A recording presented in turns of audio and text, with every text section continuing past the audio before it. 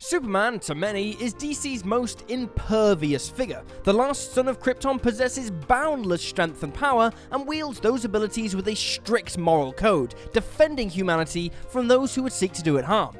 Clark Kent is a working-class hero, and in truth, he's also the best of all of us. Whenever his fellow heroes step out of line, or even contemplate doing so, he's there to remind them of their responsibilities, and he's also there to lift up everyday people when they need a helping hand. So yeah, he's kind of the best. But here's the thing, not even Superman is perfect. In fact, if you were to consult the vast majority of the Man of Steel stories over the last 30 or so years, you might even come to the conclusion that he's actually quite fallible. The DC universe is home to all sorts of horrors, and even someone as inspirational as Superman can be susceptible to a moral lapsing character from time to time. This doesn't always result in him becoming a dictatorial ubermensch. Sometimes it can just cause him to explode in anger, or take a depressive spiral, or even take the not-so-supery act of jettisoning his pet monkey into space because it's annoying, something I'm sure we can all relate to. So with that in mind, I'm Will for What Culture, and here are 8 comic book characters who broke Superman. 8. MAGOG, Kingdom Come. Mark Waid and Alex Ross's Kingdom Come is a storytelling masterpiece replete with eye-catching visuals and a brilliant commentary on the evolution of the superhero genre from the golden age to the dark age of the 90s. I'll spare the details for anyone who hasn't read the story, but the basic premise of Kingdom Come involves a version of the DC universe not all that dissimilar to the regular one, only this time everyone is fed up with how supervillains basically get away with genocide every year, and so direct their ire towards DC's old guard, exemplified by the trinity of Batman, Superman, and Wonder Woman. Said old guard are also being outmuscled by a new kind of hero, one unafraid to exercise lethal force. Instead of rising to the challenge and arguing that superheroes should, not murder people, Supes ends up suffering a complete breakdown after the Joker storms the Daily Planet and murders Lois Lane. One of the new heroes called MAGOG then goes after the Clown Prince and murders him, leaving Supes to spend the next decade moping around in a simulated version of Kansas, dejected at the loss of his friends and the fact that humanity had willingly embraced a murderer as their new hero. Eventually, he confronts the new bloodthirsty heroes, but things don't go quite according to plan, and he ends up imprisoning more of them than he converts. Then they have a prison riot, the government nukes all of them, Superman threatens to tear down the UN, it's pretty crazy. And although Kingdom Come does end on a happier note, as long as you can stomach Batman eating his steak well done like a savage, there is no denying that Superman loses his head more than once throughout. 7. BEPPO the Super Monkey, Superboy. Old school Superman just makes no sense. I mean, the Golden Age makes a bit of sense, but then the Silver Age comes along and you've got the likes of Supergirl, Krypto, Streaky the Supercat, a horse that wanted to bang Supergirl, yes, you heard that and you can't unhear it, and suddenly the whole Last Son of Krypton title was more than a little outdated. There was also a super monkey from Krypton too. He was called BEPPO.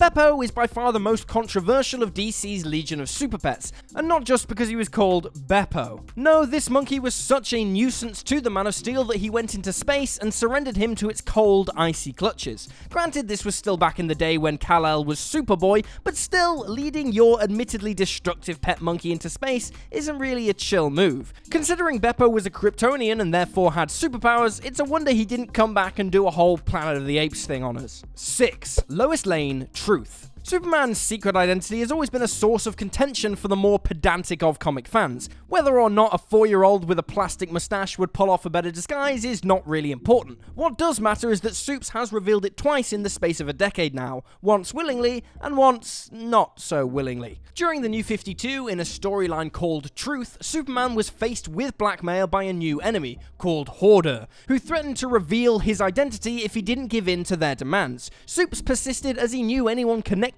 to Clark Kent would face immediate peril if his identity was ever revealed to the public, but Lois Lane disagrees. She argues it's far more important for him to be free of Hoarder's control, which leads her to reveal his identity for him. Superman, understandably, isn't too enthused by Lois's gesture, and proceeds to go into hiding and even take up drinking.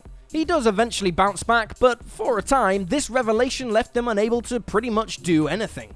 5. Doomsday, the Death of Superman. The death of Superman was a monolith event in comics. What it lacks in substance, it more than makes up for in iconic status and visual flair, and of course, the all too shocking moment where Doomsday and Superman exchange blows and kill one another. The important delineation to be made here is that Superman is unwavering in his defense of Metropolis. He never falters, not even once, and refuses to allow Doomsday to break him mentally. That said, this list is about characters who broke Superman, and well, you won't find a more literal example than right here. It would take months for Superman to recover from this clash, but the mental scars very clearly burdened him for many years more. How do we know this? Well, nobody without some really serious trauma would walk around with that mullet. 4. Mongul, for the man who has everything. Had DC not pulled the rug from right underneath Alan Moore's feet with regards to the Watchmen, chances are we'd have seen more from the writer with the Man of Steel. As things currently stand though, we have only 2 Superman stories from Moore, and they're both awesome. The first, titled Whatever Happened to the Man of Tomorrow, was billed as the last Superman story and kickstarted a whole trend of superhero comics after its release. The second, and the one relevant to this list, is called For the Man Who Has Everything. The story sees Batman, Wonder Woman, and Robin arriving at the Fortress of Solitude to celebrate Superman's birthday. When they arrive, they discover a parasitic alien called the Black Mercy attached to Kal-El's chest, which has placed him into a coma. As the heroes endeavour to sever the beast's connection to Superman, we see exactly what it's doing to his mind. While it's attached and feeding on his essence, the Mercy treats Superman to a vision of what his life would have been like had Krypton not exploded. He lives a regular existence, he has his own son, and genuinely believes it's the real thing before the vision begins to show its true colours. With that in mind, you can understand that when Superman gets freed, he is pissed. He slaps the culprit, Mongul, all across the fortress, giving Robin the opportune moment to place the plant on the tyrant and treat him to his own twisted vision of galactic domination. But what makes this so sad though isn't just that Kal has to watch Krypton suffer, but that it clearly stays with him for a long time afterwards. 3. DARKSEID, Superman the Animated Series. Superman the Animated Series is all kinds of underrated. Yes, it may not be as consistent as Batman the Animated Series or the Justice League, but it wasn't short of some tremendous arcs, especially the ones that drew upon Jack Kirby's Fourth World. The show could trace its roots back to John Byrne's run on the character, and one of the best elements it took was the feud between Superman and Darkseid. In Season 2, the Lord of Apocalypse leads an all-out invasion of Earth, starting with Metropolis. Superman is there to meet him, and so are the boys in blue of the SCU, led by Dan Turpin, whose visual appearance and personality in the series were based on Darkseid's creator and comic king himself, Jack Kirby.